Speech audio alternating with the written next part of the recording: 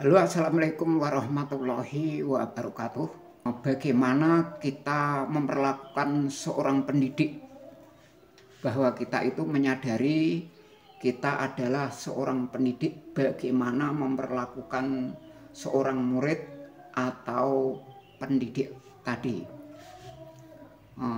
Bagaimana sanksi bagi pendidik yang melakukan kekerasan pada murid?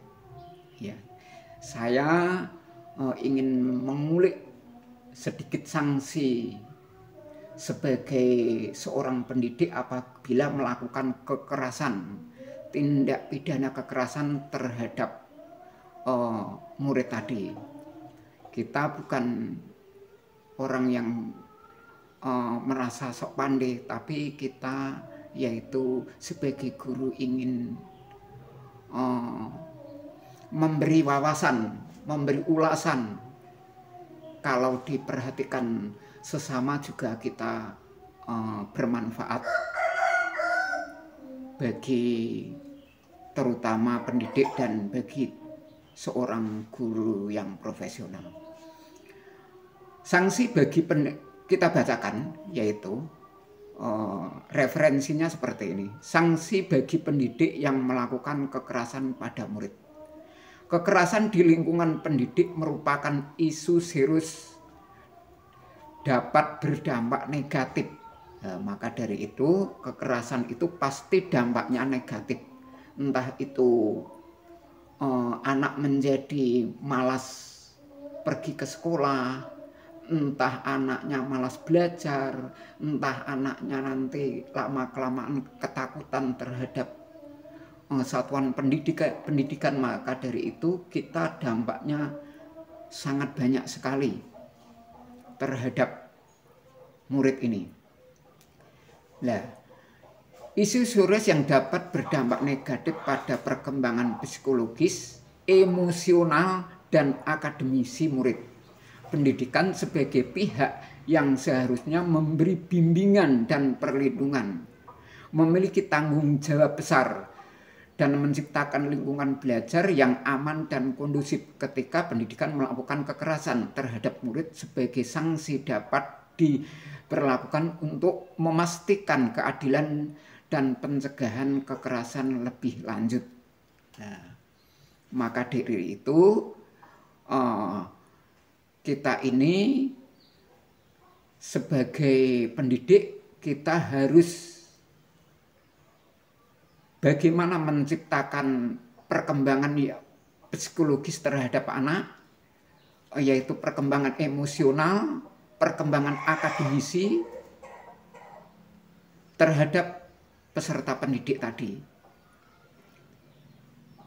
Ya, kita seorang guru bukan hanya kita memberi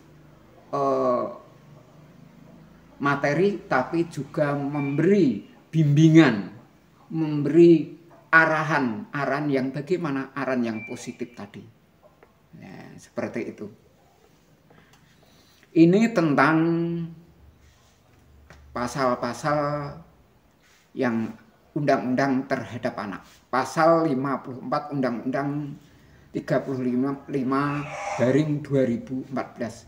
Anak dalam dan di lingkungan satuan pendidikan, maksudnya satuan pendidikan itu di SD, wajib mendapatkan perlindungan dari tindak kekerasan fisik atau psikis, kejahatan seksual, kejahatan lainnya dilakukan oleh pendidik, tenaga kependidikan, sesama peserta didik, dan atau pihak lain. Ya, ini pasal 54 Undang-Undang 35/2014 tadi, ya. Pasal itu yaitu kita harus kekerasan ini tidak hanya kekerasan fisik yang menimbulkan psikis anak, yaitu kejahatan seksual juga terhadap anak. Banyak sekali seorang guru melakukan pelecehan seksual terhadap muridnya, tidak hanya di SD, SMP maupun SMA, sudah banyak sekali kekerasan tadi. Entah itu kekerasan fisik berbentuk menempeleng, entah itu kekerasan seksual, entah itu yang dilakukan seorang guru terhadap murid, sudah banyak sekali perundungan-perundungan yang nantinya menjadi kerugian seorang peserta didik di masa depannya. Nah, ini lagi. Ini.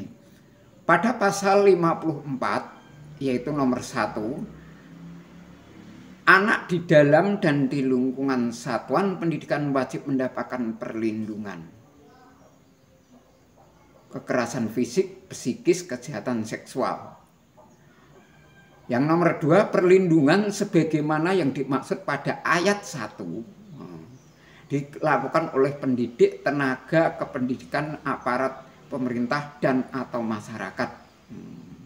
Perlindungan sebagaimana yang dimaksud pada ayat 1. Ayat 1 tadi, anak-anak dalam lingkungan satuan pendidikan tadi, pada ayat 1 dilakukan oleh pendidik, tenaga kependidikan, aparat pemerintah atau masyarakat. Nah, ini dilakukan tidak hanya seorang pendidik, juga masyarakat atau pemerintah atau aparat pemerintah lainnya. Kita jangan sampai terlanjur terjerumus ke hal-hal yang negatif seperti itu. Kita sebagai manusia yang manusiawi, yang dimanusiakan, apalagi kita sebagai seorang pendidik tidak pantas. Ya, kita harus bagaimana iman kita tadi kita jaga. Nah, ini tadi pada ayat 2. Selain itu, Undang-Undang Nomor 35 Tahun 2014 tentang perubahan atas Undang-Undang Perlindungan Anak juga telah secara tegas mengatur setiap orang dilarang menempatkan, membiarkan, melakukan, menyuruh, melakukan dan turut serta melakukan kekerasan terhadap anak. Bagi yang melanggar akan dipidana dengan pidana penjara paling lama 3 tahun 6 bulan atau denda paling banyak 72 juta. Nah, seperti ini. Dan ini saya ingin membacakan pasal-pasal yang apabila seorang pendidik tadi melanggar aturan-aturan apa yang sudah ditentukan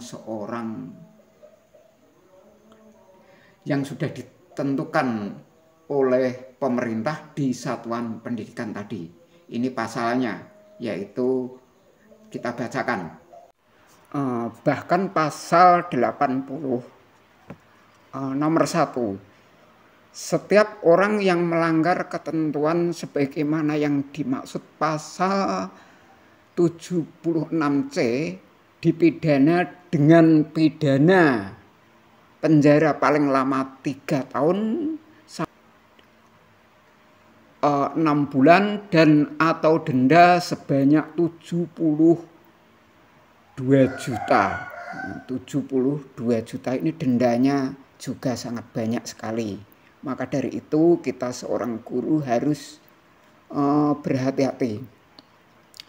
Untuk yang nomor 2, dalam hak anak sebagaimana yang dimaksud pasal 1 luka berat, maka pelaku dipidana dengan pidana penjara paling lama 5 tahun atau denda paling banyak 100 juta rupiah.